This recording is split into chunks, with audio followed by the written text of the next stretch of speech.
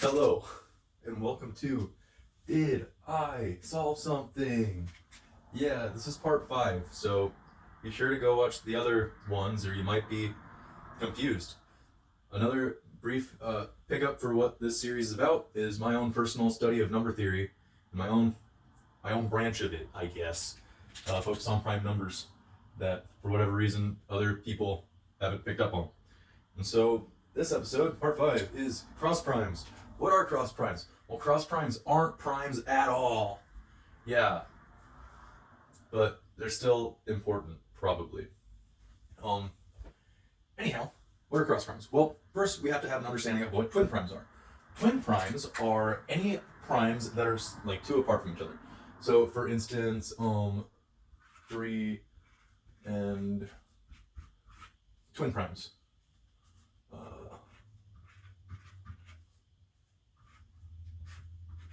Twin primes. Um,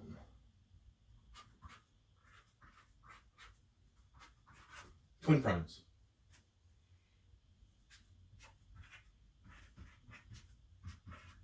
Twin primes.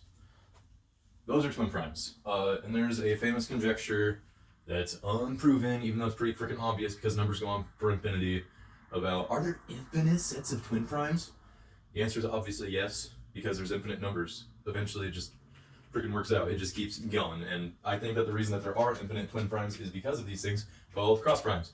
Now, one important thing to note about twin primes is that once you get bigger than 5, every single number between twin primes is a multiple of 6, with the exception of 3 and 5, which is 4. And I think it's 4 because, well, I'm big on 4 being 7, because 7 is the fourth prime number, and we use binary for everything, and I think binary was just divided out of a grander quaternary, and that quaternary goes into Aristotle's physics or whatever that people, for whatever reason, aren't super huge on.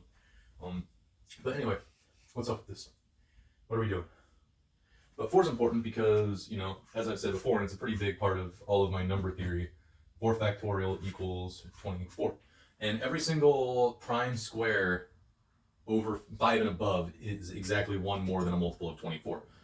What does this mean? 5 squared equals 25 equals 24 plus 1.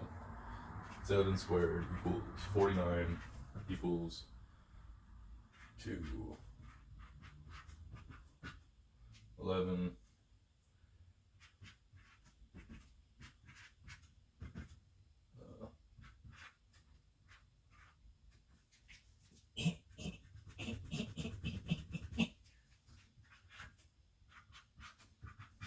See, you get the picture. Every single squared prime is 1 more than a multiple of 24.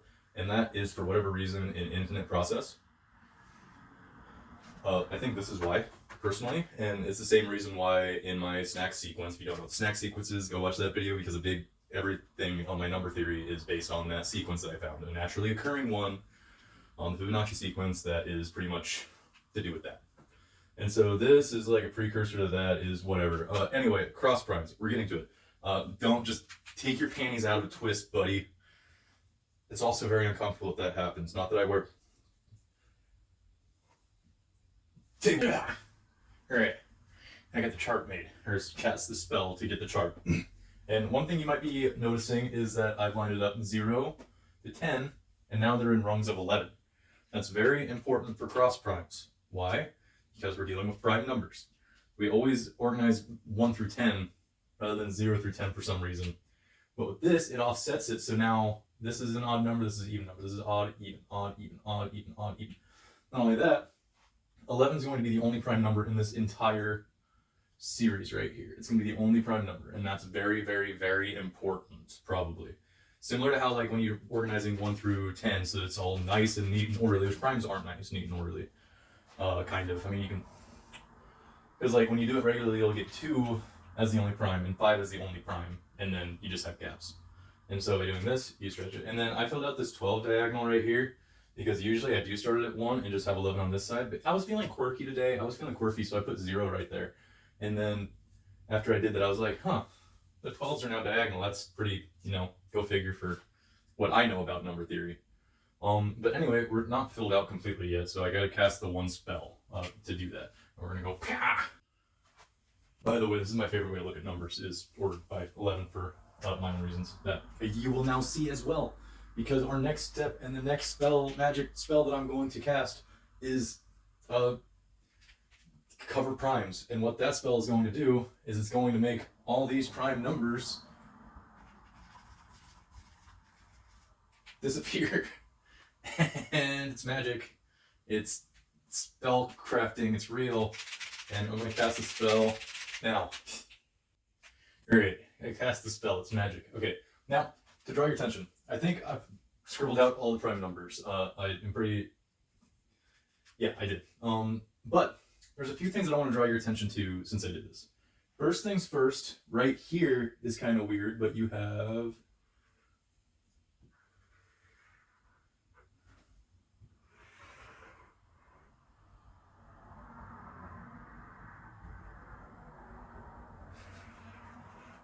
You have this triangle that forms.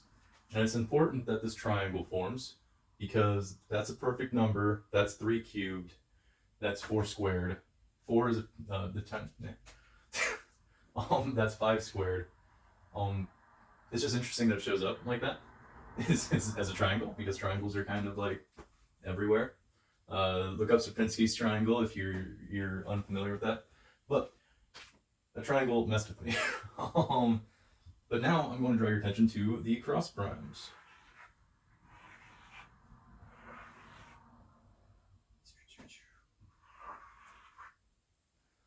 So notice how they have they're between twin primes, and then we got a prime over the top and over the bottom of it.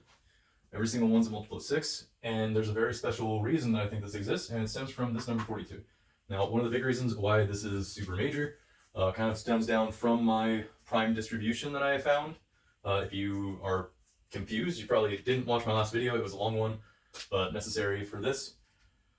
Because right here, with the prime distribution, this is the 6 diagonal line on it. And so it goes up here basically -6, -18, -30, -42, and then -54. And then that's where it kind of starts, is at that -54. It's something weird, but then it stops right here, and then you get another cross prime that shows up right here at 72, and 72 is a pretty important number, I think. It's 6 times 12, and I find a weird like compounding like thing with numbers that are multiplied. Like you have the first number, and then you multiply it by 2, and then you multiply that by the original number, and then you can keep multiplying it by that original number. It's kind of like a interesting compounding thing. So like 6 times 2 is 12, so that'd be the next step, and then 6 times 12 is 72. Long-winded. Again, confusing, but I have taken this out and I've made a Python program to separate all the cross primes, which is the way that you can separate cross primes, if you want to check it out for yourself, is any.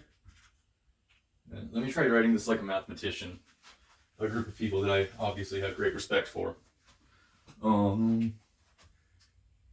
If n is right.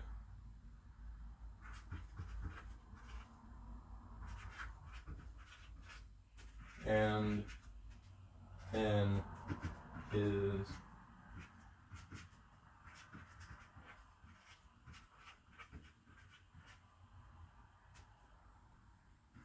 it is a cross prime.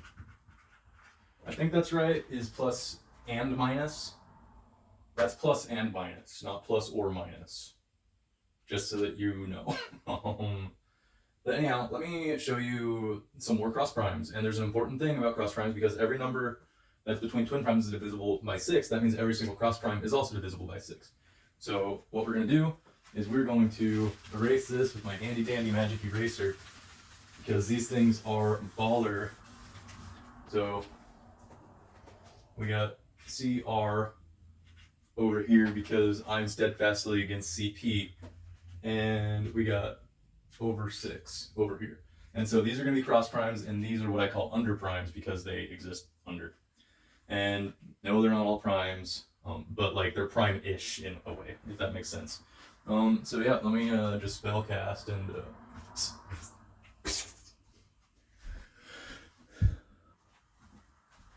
yeah.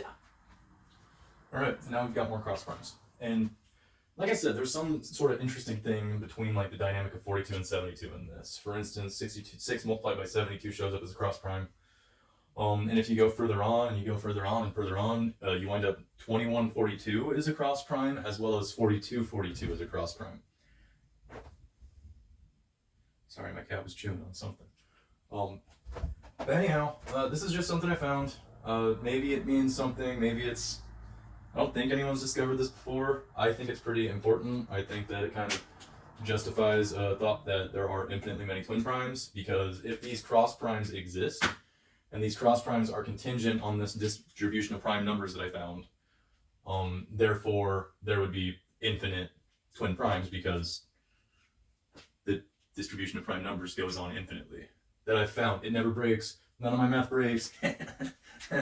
LaTeX is for nerds. Thank you for watching. Please subscribe.